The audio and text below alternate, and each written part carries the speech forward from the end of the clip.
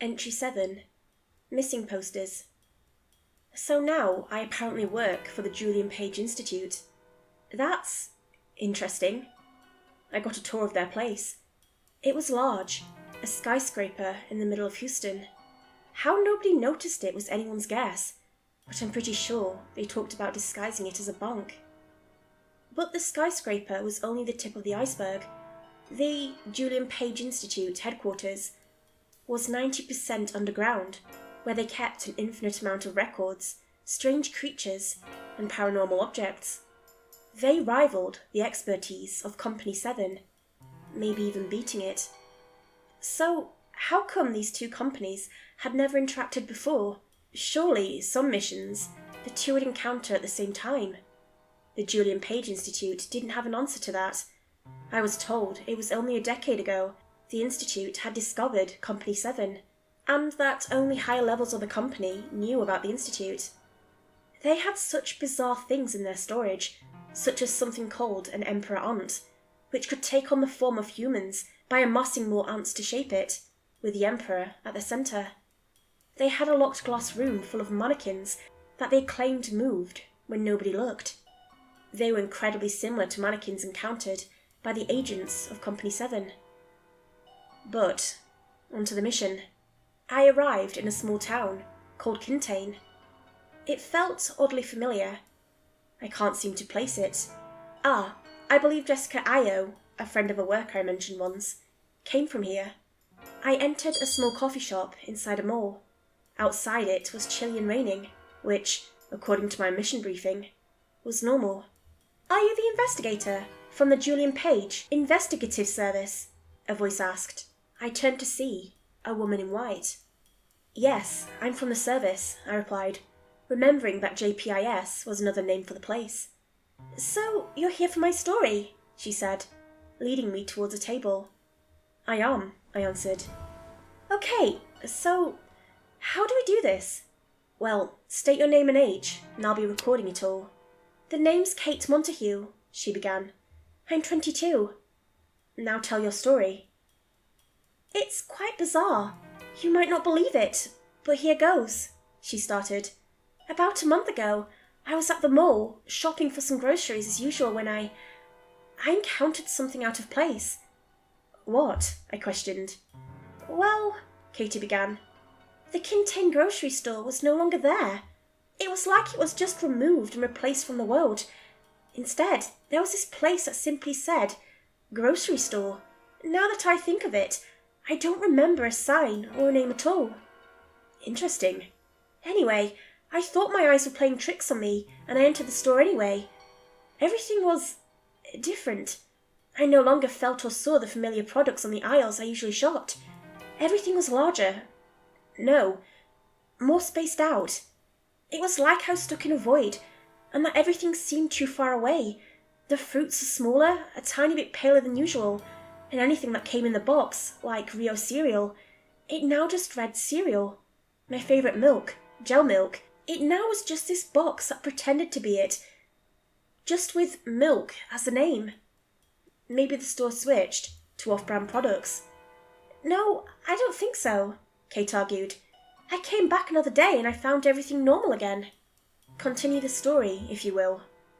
"It was odd, and I just kept finding more and more aisles of these things. Suddenly, it was too late and I realised I couldn't find the exit again.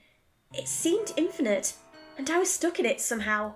Kate took a sip of coffee, shivering in fear. "Then I looked at the people there. They weren't people. Not exactly." "Not people?" "Yes, from a distance they looked completely normal, but once I got closer to ask a question, it seemed more like a computer-generated image and shifted, like a glitch to look normal. But it still didn't seem normal. It was like something else. The eyes were too far apart, the body was too thin, the shirt was an off-colour red that alternated between orange sometimes. I asked for help anyway, but the thing just replied with a, 'We hope you have a good day at the grocery store.' And that was it." "That's strange." "That's when I saw it, just innocently taped on an aisle," Kate explained. "A missing poster. Of me. I looked at it and I remember vividly every single detail about it. The photo was taken of me from me walking by a restaurant. Only thing is, that restaurant doesn't exist anywhere in Contain. I knew it was supposed to be in Contain because the shop next to it was a Contain bank. You're sure? I asked. Kate nodded. Continue. I ran, confused, until I saw another missing poster. This one was the same photo of me walking by, but there was a single difference. There was someone in the background, just leaning against a tree. I know most people in Contain, but this unique style didn't remind me of anyone.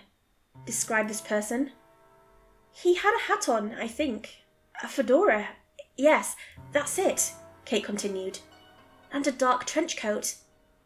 Kane Hunter, I whispered. Did you say something? No, continue.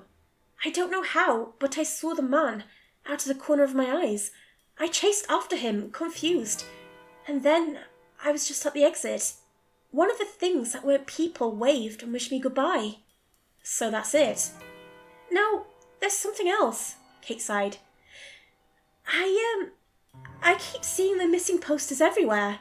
It's like they're following me. Every time I see them, I see that man with the hat get closer to me every time.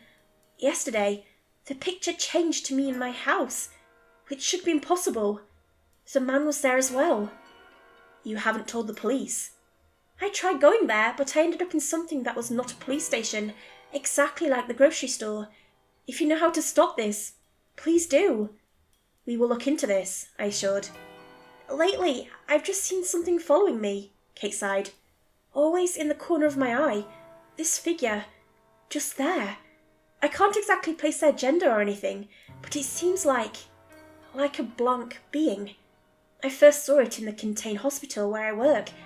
The thing was just there, looking at me as I worked. Fascinating. But it vanished a moment later. I saw the thing again at a restaurant. It was by the window, just staring at me and smiling. I didn't understand what it was doing. The thing was mixing all the sauces and foods together, like it didn't know what food was. I saw the thing scoop food and eat it, all while staring at me. I asked a friend if they saw the same person. They didn't. I excused myself to use the restroom, and when I returned, it was gone. That seems oddly familiar, I replied. I've seen it at my house. Well, not exactly. It was 3 a.m, and I was asleep when I heard the doorbell ring. I, at first, ignored it and went back to sleep. But it just kept ringing, every time getting louder. I couldn't handle it and went up to check who it was, Kate continued. When I opened the door, I saw the thing up close. It was almost featureless. When I locked eyes with it, the thing smiled, and I was paralysed. I couldn't move. I was stuck there, looking at that horrible thing for hours.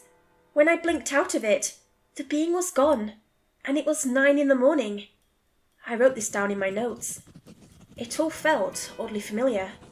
I saw it staring at my friend as well, Kate started once more. We were out in the park together.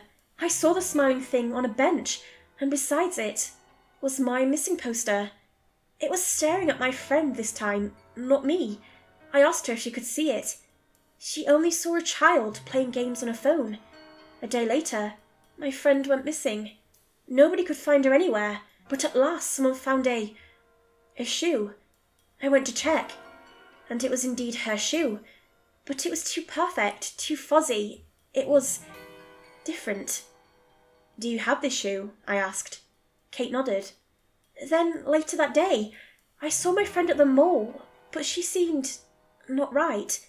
It was like she was rubbery, and a shade off colour. It didn't seem like my friend at all. I couldn't see her face either. There was too much hair blocking it. I went up to greet her and ask what happened, when I saw a reflection off a mirror. There was no face. Only nothing. I gasped and ran. Odd. And that's my story. We'll look into this. One more thing, Kate began. What happened to Jessica Io? What do you mean? She's in prison for murder, and I remember someone from the JPIS met with her here, Kate explained. He was an odd fellow indeed. I'll look into that. I had only heard of Jessica Io a few days earlier, but time passes differently in Company 7.